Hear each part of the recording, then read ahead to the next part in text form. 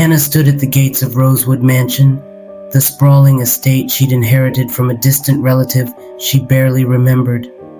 It was an old, Victorian-style house, complete with overgrown gardens and towering trees that seemed to whisper secrets in the wind. She hoped this move would be a fresh start for her and her 3 daughters after her husband's untimely death. As the sun dipped below the horizon, casting the mansion in shadow, Anna felt a chill run down her spine. She brushed it off as nerves and ushered her daughters inside. The grand foyer was dimly lit, with cobwebs hanging from the chandeliers and dust coating the antique furniture. The floorboards creaked under their weight, echoing in the vast, empty halls. Anna glanced at her daughters. Lily, the oldest at 12, tried to mask her fear with a brave face. Emma, 10, looked around with wide-eyed curiosity, and Sophie, only 6, clung to her mother's side, her eyes darting nervously around the room. "Welcome to our new home, girls," Anna said, forcing a smile. "Let's make the best of it." The first night was restless. The wind howled outside, and the old house groaned and creaked as if it were alive. Anna set up a makeshift sleeping area in the living room, wanting to keep the girls close. The fireplace crackled, casting flickering shadows on the walls.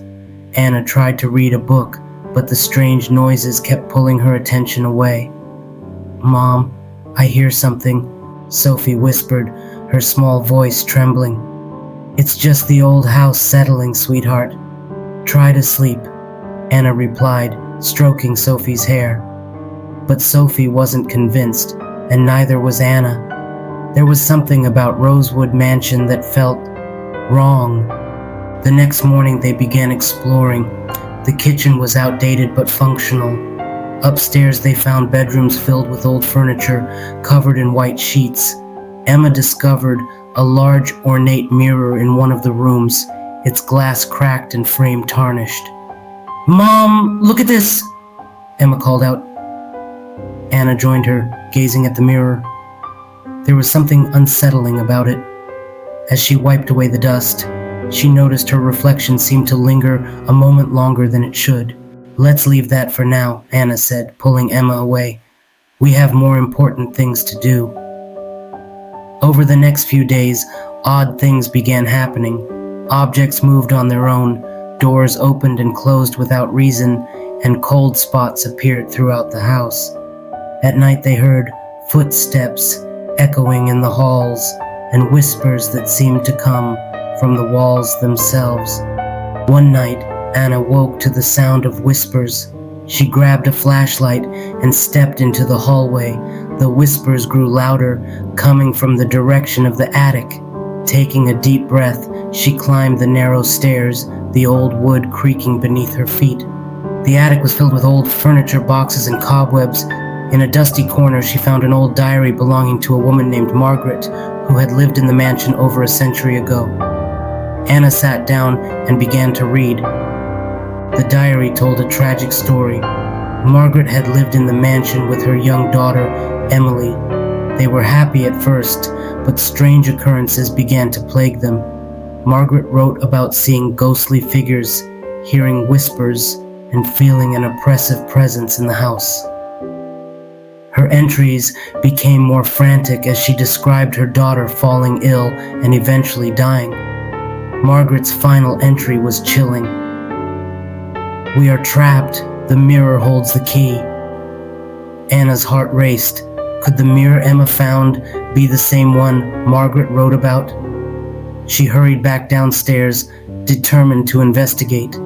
She found Emma in her room, staring at the mirror. "Emma, step back," Anna said, her voice shaking. "I need to check something." Emma obeyed, and Anna approached the mirror. As she touched the glass, a cold chill ran through her. She saw a ghostly figure behind her reflection, a woman with sorrowful eyes. Anna gasped and stumbled back. "Who are you?" Anna whispered. The ghostly figure didn't respond, but Anna felt a wave of sadness and despair wash over her. She knew she had to help. The next day, Anna gathered her daughters and told them what she had discovered. "We need to help the spirits trapped here," she said. I believe the mirror is the key. Together, they devised a plan. That night, they gathered in Emma's room. Anna held a hammer, ready to smash the mirror. "Are you sure about this, Mom?" Lily asked, her voice trembling. "We have to try," Anna replied. "Stay back." Anna raised the hammer and struck the mirror. The glass shattered, releasing a burst of cold air and a wailing scream. The shards scattered across the floor, and the ghostly figures of Margaret and Emily appeared, their eyes filled with relief. "Thank you," Margaret's ghost whispered. "We are free." The room warmed up and the oppressive atmosphere lifted. Anna and her daughters watched as the spirits faded into the light, finally at peace. In the days that followed, the strange occurrences stopped. The house felt lighter, more welcoming. They began to clean and renovate, making the mansion their home. Anna felt a sense of accomplishment and relief. They had faced their fears and freed the trapped spirits.